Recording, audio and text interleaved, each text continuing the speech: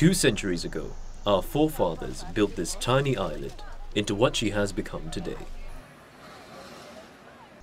Singapore. Familiar names like Chu Ju Chet, Chu Bun Lei, and other respectful figures are buried here at the Bukit Brown Cemetery, the largest Chinese cemetery outside China, with over 100,000 graves. However, their peace is being disturbed. The heritage value, the intangible assets, outweighs the real estate value of the place.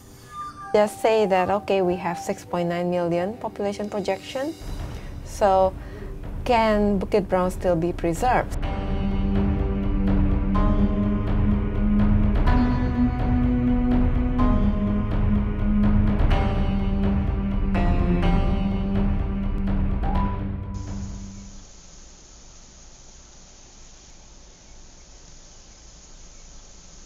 By 2030, Singapore's population is estimated to increase to 6.9 million. Because of this, more housing and transportation will be needed to cater to the rapid growth of the population. To accommodate urban expansion, the Land Transport Authority has planned to build an expressway across Bukit Brown by the end of 2017. And the only way to make this happen is to exhume 4,000 graves. In terms of demolishing existing buildings, it costs more than exhuming graves. And demolishing existing buildings also need more negotiations. One man is determined to help descendants find their ancestors' graves before the whole Bukit Brown will be cleared. Raymond Goh and his brother Charles Goh, founders of the Asia Paranormal Investigators, started touring Bukit Brown Cemetery as one of Singapore's forgotten places. But when the government announced the construction of a road, sometime in mid of 2011, then my brother and we decided to start the project called Saving Bukit Brown Project. When we started in 2005, 2006, people start to know that we conduct research in the cemetery. So sporadically we received some requests to find ancestors. One of the descendants who approached him was Norman Cho, who wished to locate his grandfather's grave. Having only visited his maternal ancestors' graves, he wanted to find out where his paternal ancestors' graves were. My great-grandfather, his name is Cho Kim Leong. A couple of months before the Japanese surrendered, he was short of money, so he sold his plantation. Soon after the war, all these banana notes were deemed valueless to the British government. He died soon after the Japanese actually surrendered to the British. That is in 1945. Penniless, Norman Cho's grandmother could not construct a proper tomb for her late husband. She could not recall how the land was because cemetery is just a big place where all the tombs look very similar. Besides knowing the location of the grave, the date of death is one of the most important details. It's fortunate that he remembered his grandfather died after the war. So it narrowed down the search field. So what happened in the National Archive, there are this microfilm according to the year of burial. So he has to start finding from 1945, from September to December. On 18th of December 1945, there is an entry of a Cho Kim Leong. It was recorded the date of death on 18th of December 1945. And the burial entry was given as Block 4A P584. And P584 will mean, because during the wartime, there is not much space for the burial. Block 1, 2, 3, 4, 5. And the green part here is block 4. And this is division A. According to what we found out from the burial registrar, Cho Kim Leong is buried at block 4, division A. So the proposed road will cut across the cemetery here, like this. Finding an unmarked grave is not an easy task. Sprinkling flour on the tombstones helps Raymond to see the engravings better. It can take a few hours. But once you find a few figures, then next you find the sequence. Whether it runs diagonally, or whether it runs vertically, whether it runs horizontally, the sequence, is it ascending, descending? Yeah. Yes, Tanah Chu. This is also in December. So this is the Chinese calendar. So in English calendar will be towards the December.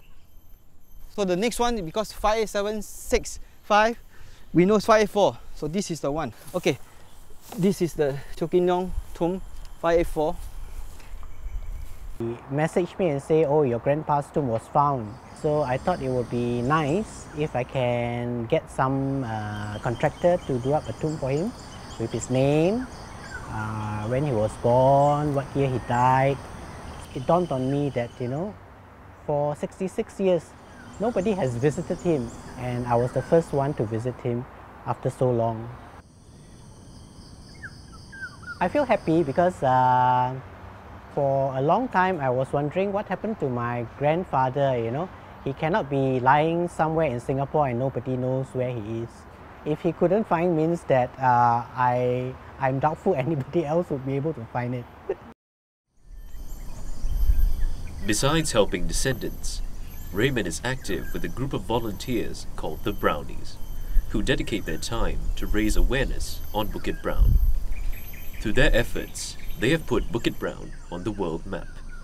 Bukit Brown was nominated into the World Monument Watch 2014 by the World Monument Fund. Despite sharing the same importance as Angkor Wat and Taj Mahal, Bukit Brown was unable to escape urbanization. Bukit Brown is very unique because it's centrally located.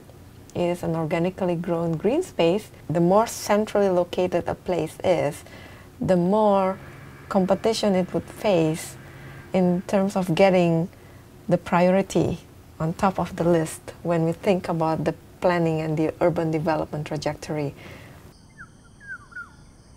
To preserve Bukit Brown's heritage, the Brownies have also submitted many proposals to the government.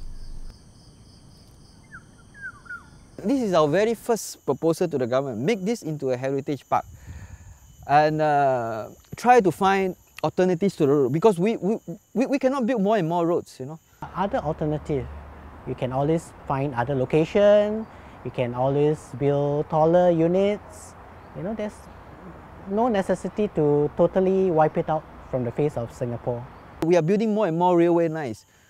So we will not know whether what the future generation would think the loss of this heritage place compared to adding a few more minutes of faster traffic flow. Put it that way, what is the Taj Mahal to India, pyramids to Egypt, that is what I think Bukit Brown is to Singapore. Because Singapore, we don't have a long history. We get something tangible to showcase that history, that we are, how we develop as a nation.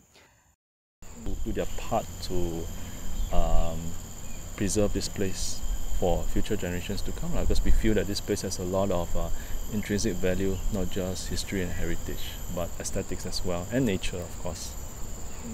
If you have traffic jams, then you will need more roads. But once you build more roads, then there will be more traffic as well. And sooner or later, those new roads will also be congested. And so there needs to be another solution besides this quick solutions of continuing to build roads. As far as I'm aware of, based on the URA plan, 30 or 40 years maybe, they plan this to be a residential area. That's where we don't want this to happen. I think it's sad. I think, you know, You can't stop progress, the modern world.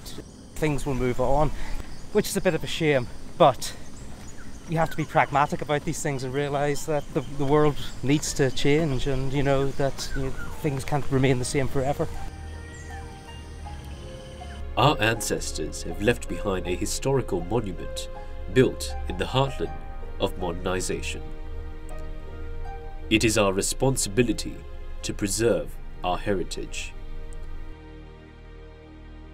Time is running out for us. If we ignore the issue, our future generation will lose the opportunity to connect with their roots.